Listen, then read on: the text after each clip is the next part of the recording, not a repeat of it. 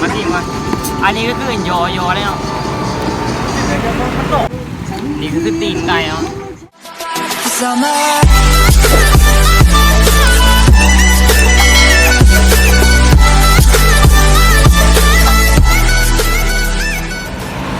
วัสดีทุกคนน้องมาดิยูก่อยแค่สตูดิโอน้องมาดิบอลเดี๋ยวมาต่อลูกไฟทุกคนพอมือนี้จะพาทุกคนไปหาเรากินตีนมือนี้จะพาทุกคนไปเรากินตีนไปว่าอยู่แถวรัก12แล้วทุกคนเราโอเคทุกคนผมเป็นการจะรวมเวลาจะไปเบิ่งน้ำกันเลยว่าอ่านตามตีนมันจะมีอย่างนี้ไปเบิ่งคือมันจะมีผู้เสกผู้ตาทุกคนมันจะไปเบิ่งน้ำกันเลยโอเคทุกคนเป็นการจะรวมเวลาไปเบิ่งน้ำกันเลยไป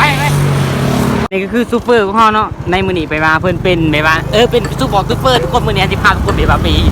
หาหยอกผู้เสกผู้ตาอะไรไปว่าโอเคทุกคนตอนนี้ขออนุญาตขี่รถกันเนาะ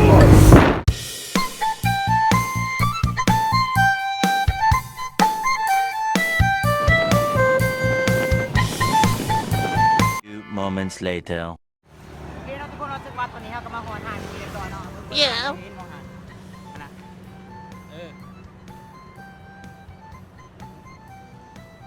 ตอนนั้นเองเนาะทุกคนไปว่าเขาจะพาทุกคนไปกินจำเนาะไปว่าก็นั่งแบบซิวๆแคบทางเบิ่งบรรยากาศไปว่าแคบทางแบบซิวๆเลยนะมื้อนี้เขาก็มาไปว่าก็แบบบางทีแล้วคนเก่าคนเดิมอันนี้ก็คือซูเปอร์ของเขาเนาะแบบนี้เดี๋ยวมื้อนี้เขาก็เอาเศร้าเพิ่นมามือนึงไปว่าเขามาจ้างโอ้ทุยเดี๋ยวเขามาจ่ายตำสมเพิ่นกินซื้อทุกคนตอนนี้เขาก็ถามไปว่า2คนเนาะไปที่ไปจองตัวปกติเอ้ยไปจองตัวมึงเป็นคนจ่ายเด้อเอากูออกมันโคกนึงกูมีเงินเลยวันนี้มีเงินเนาะมื้อนี้เฮาสิแบบว่าเฮาก็มาถ่ามื้อนี้จะมากินแบบซิวๆแคมป์ทางคนคันใครอยากมากก็สามารถมาได้เนาะทางรัก12เนาะโปรโมทเองบัดนี้โอเคทุกคนเราตอนนี้เฮาสิพาทุกคนไปนั่งยืดกระตูแบบซิวๆนะไม่ว่าเฮาก็มาหลายคนเติบมื้อนี้ไปว่าแขกคือสิบ่มีทุกคนไปว่ากระตูบ้างมื้อนี้บ้างมื้อ3ตู่นะมื้อนี้ไปว่าเฮาก็สิมานั่งแบบซิวๆเฮาก็มีคนสั่งเนี่ยเนาะนั่งใส่กระดังเว้ยเด็กกูเอาเงินในบักซอนนี่ดินั่งตูมีอ๋อตูก้างบ่ไปสั่งไหมไปว่าเขาก็ยังให้บ่อยว่าทีมงานของเขาไปสั่งทุกคนไปว่าเขาก็โอเคนะทุกคนซึ่งว่าตอนนี้เขาจะไปสั่งน้ำกันเลยว่าวันนี้จะมากินตับดีโทษบางครั้งชอบเอาแต่ใจทั้งตัวไม่ดีก็ตามแต่จะไม่พูดว่ารักให้นานกับใครแต่จะทำให้รู้มันทำไม่ได้นอกใจทำไม่ได้รักแค่จงจำเอาไว้ตามความรักยังน้อยใจมันทำไม่ได้ไม่ตายก็ทำไม่ได้ไม่เชื่อจะเลยใช่ไหมเอาตับดีไหนก็ได้น่ารักก็จะเกินโอเคทุกคนซึ่งว่าโอเคทุกคนซึ่งว่าตอนนี้เขาก็ตามกันทีเรียบร้อยเนาะตอนนี้ไปว่าเขาจะมานั่งขาเนี่ยนั่งขาไม่ว่านั่งเบิ้งวันนี้ไปว่าเขามากินแบบซิวๆแบบแก้มตาทุกคนไปว่าบรรยากาศเลยโคตรดีเลยนั่งมาแก้มตาตอนนี้เขาก็จะไปว่าเขาจะถามเบิ้งว่าอาหารสุกไปว่ามันสิกินไปว่าจังไดทุกคนโอเค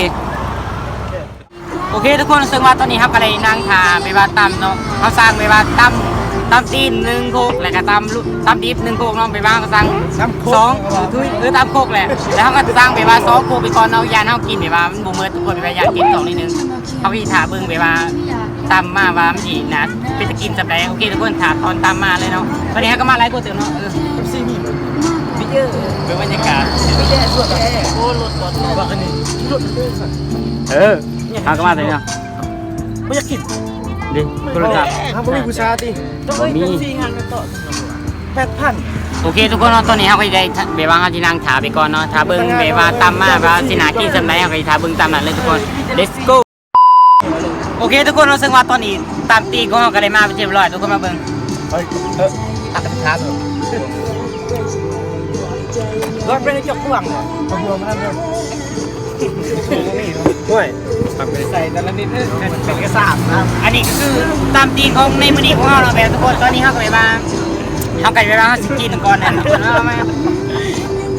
เลย มากล้องไม่ได้กินนะครับมาดิ ห่วย มาทุกคนเนาะมากินมาอันนี้ก็คือยอเลยเนาะ ดีแรกเข้ากันเนาะ แต่ แซ่บบ่ บ่แซ่บมาสิเฮ็ดเดียวเลย สาวกินสมเยอะ โอ้พญาเล่นนานเจ้า มาทุกคนเนาะตอนนี้ว่าเอาสิกินดีก่อนเนาะไปบ้างก็มาอะไรกดเสร็จไปบ้างก็เอาซ้ายกินมากไปมันก็กินอยู่นั่นนี่ เป็นกระบวนการเอ้าที่ไปดูสิ นี่นักกินนี่เบิ่งนี่เบิ่งนักกินนี่ ใครกินเลย สิเลย ขายเป็นผู้สาวให้จังเนาะ นี่คือตีนไก่เนาะตอนเราเปิดคลิปไปบ้างก็ไปบ้างโมเมนต์ไปบ้างเขาจะมากินตีนทุกคนไปบ้างเขาบอกว่าถ้าจะสู้ไปบ้างเขามากินตีนดำตีนนั่นเองเนาะทุกคน นี่ใส่เบื่อ อันนี้คือตามตีนทุกคนเนาะไปบ้างตำซุปว่าท่านได้มาตำซุปว่าคือตำนี้ป่ะเขาก็จะสั่งไปแต่ละคุกเลย ที่ปุ่มชนะมันก็แหละมาขับรถ เอง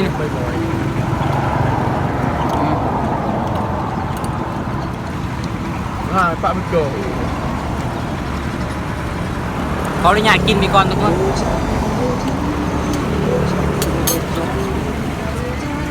จิบผู้อย่าง แค่ไม่ได้ไม่เหมือน จิบผู้อย่างก็ไม่รู้เลยจ้ะต้องมาสิ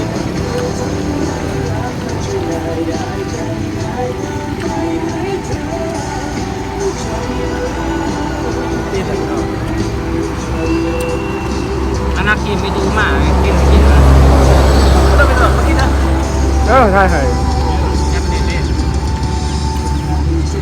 บอกสินี่บางทีมือเสียมึงตก โอเคทุกคนให้ตะกร้องกินไปก่อนให้ตะกร้องกินก่อนเนาะเดี๋ยวในตะกร้องหิวนะทุก ไอ้สาวนี่ บรรยากาศไปว่าก็ซิ่วๆทุกคนแบบว่าอยู่แคมป์ทางอะนะ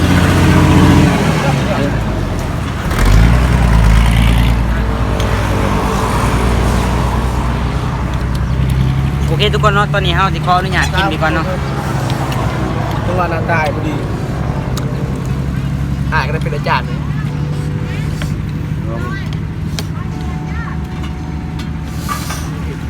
ไก่ลาง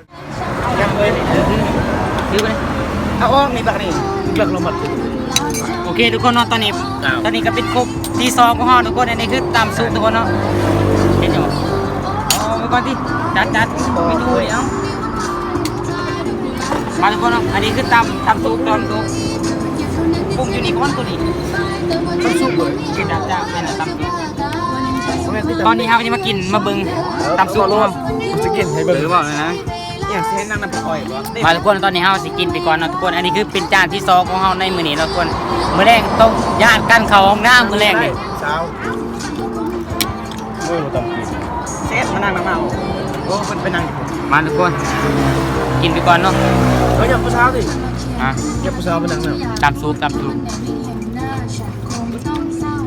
ย่าไปให้โซ่คน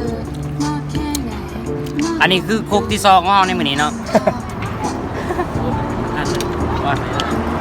คุกเดียวพอแล้ว นี่เป็นบ้านไหนเนาะตัวนึงนี่ จะได้รู้สายมันแซ่บอยู่บ่ โอ้กระแซ่บอยู่ แซ่บเนาะ นั่งข้าง ซูเปอร์ของข่อยทุกคนไปว่าข่อยก็มาเลี้ยงตามสูงของเพิ่นเนาะให้ค่าของเพิ่นคุยค่าเพิ่นขับรถมาให้นะค่ามาทุกคน 200,000เหรอ โอ้ยเลี้ยงตามสองตามสูงเพิ่นก็พอนะ แต่มันบ่แบบนั้น ตามซุปทุกคนมื้อแรงขี้แตก กูไม่ติด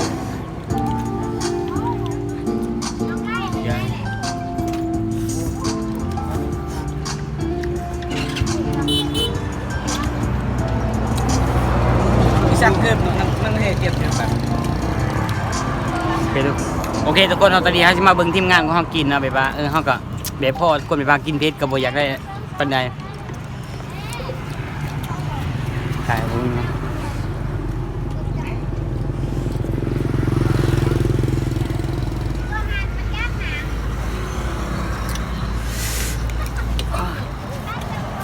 เคทุกคน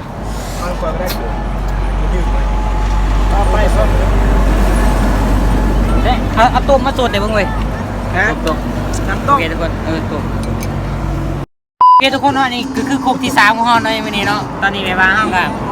กินจนฮอดค่ำนะทุกคนไปบ้านเฮาก็สิเฮามาแต่5 โมงจนฮอดได้บ่6 โมงว่าซั่นเนี่ย6 โมงเลยทุกคนเนาะโอเคทุกคนอันนี้คือครบที่3ของเฮาเนาะ ไม่ได้เรียกกันหรอก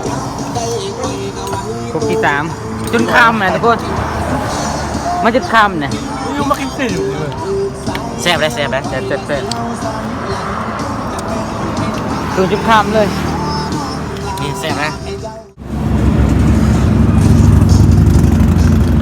มา ส ทุกค วัส น ดีคนที่มา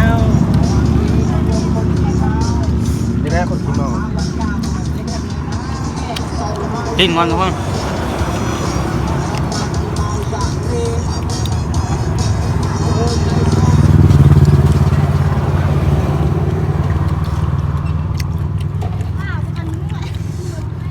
วันนาไป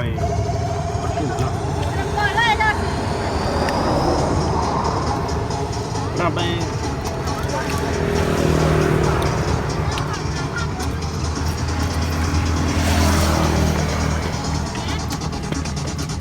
ดื่มเนยรับแม่เป็นเลยครับ เบิ้งมาจนค่ำเลยทุกคนนะโอเคทุกคนเป็นจะได้ทุกคนกับคลิปมื้อนี้เนาะคลิปมื้อนี้ไปว่าเฮาพาทุกคนเดี๋ยวมากินตำตีนหรือว่าตำร่วมนี่ทุกคนไปว่าเฮากันสำหรับกินนี้เฮาสิขอจบแค่นี้เนาะคันมาคลิปนี้ก็อย่าลืมกดไลค์กด Subscribe กดแชร์กดกระดิ่งกดติดตามเพื่อเป็นกำลังใจให้คลิปต่อไปเนาะกันอยากไปอีกคลิปคอนเทนต์อะไรก็อย่าลืมคอมเมนต์ใต้คลิปเนาะสำหรับคลิปนี้ก็ขอลาทุกคนไปก่อนเนาะบ๊ายบายทุกคนเพราะว่าเฮามาแต่5 โมงจนฮอด6 โมงค่ำนะทุกคน เรื่องคนพอกินไข่เนี่ยเนี่ย เฮ้ยนะเบิ้งโอเคทุกคนสำหรับคลิปนี้ขอลาทุกคนไปก่อนเนาะบ๊ายบายทุกคน let's go